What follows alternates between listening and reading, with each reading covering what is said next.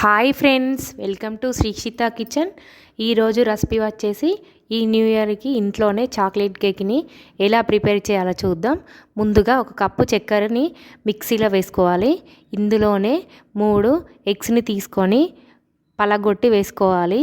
ఇప్పుడు వీటన్నిటిని మిక్సీ చేసుకోవాలి. ఇలా మిక్సీ చేయడం వల్ల మనము బాగా కేక్ అనేది పొంగుతూ వస్తుంది. ప్లీజ్ ఫ్రెండ్స్, నా వీడియోని ఎండింగ్ వరకు చూడండి. మీ దగ్గర బ్లెండర్ ఉంటే బ్లెండర్తో కూడా చేసుకోవచ్చు, కానీ టైం బాగా పడుతుంది. ఇప్పుడు ఒక గిన్నె తీసుకొని అందులో మనం మిక్సీ పట్టుకున్న ఎగ్ మిశ్రమాన్ని వేయాలి.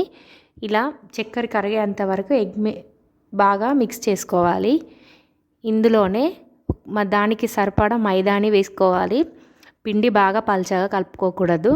అందుకని మనం ఎగ్ మిశ్రమం చేసుకున్న తర్వాత మైదా యాడ్ చేసుకొని బాగా ఈ మిశ్రమాన్ని బీట్ చేసుకోవాలి.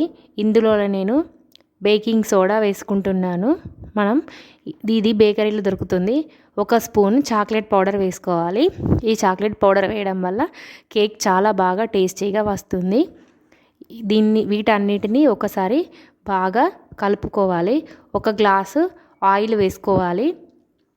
చిన్న గ్లాసు ఆయిల్ వేసుకోవాలి, లేదంటే నెయ్యి కూడా వేడి చేసుకొని వేసుకోవచ్చు. దీన్ని బాగా ఉండలు లేకుండా ఈ మిశ్రమాన్ని బాగా కలుపుకోవాలి. చూసారా, ఉండలు లేకుండా ఎలా కలిసిపోయిందో.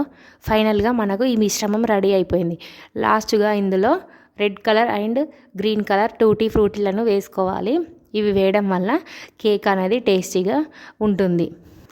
ఇప్పుడు మనం ఓవెన్ ఉంటే ఓవెన్లో కుక్ చేసుకోవచ్చు. ఇలా లేకుంటే ప్రెషర్ కుక్కర్లో ఒక అరగంట సేపు ఇసుక పోసి దానిలో ఇలా స్టాండ్ పెట్టి ముందుగానే అరగంట హీట్ చేసుకొని పెట్టుకోవాలి. ఇప్పుడు తయారైన మిశ్రమాన్ని అందులో ఉంచుకొని మనం విజిల్ తీసేసి మూత పెట్టుకోవాలి. ఇలా సిమ్లోనే ఉంచి 30 మినిట్స్ చేసుకుంటే కేక్ అనేది చూసారా ఎంత బాగా పొంగుతూ వచ్చిందో. మనం ఓవెన్లో చేసినా కూడా ఇంతే వస్తుంది, కానీ దీనికి కొంచెం టైం ఎక్కువ పడుతుంది.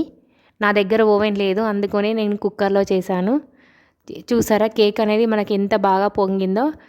చూడ్డానికి కూడా చాలా బాగుంది. మీరు కూడా ఫ్రెండ్స్ దీన్ని ఇంట్లో ట్రై చేసి నాకు కామెంట్ సెక్షన్లో ఎలా వచ్చిందో చెప్పండి. నా ఛానల్ని సబ్స్క్రైబ్ చేసుకోండి. Thank you for watching.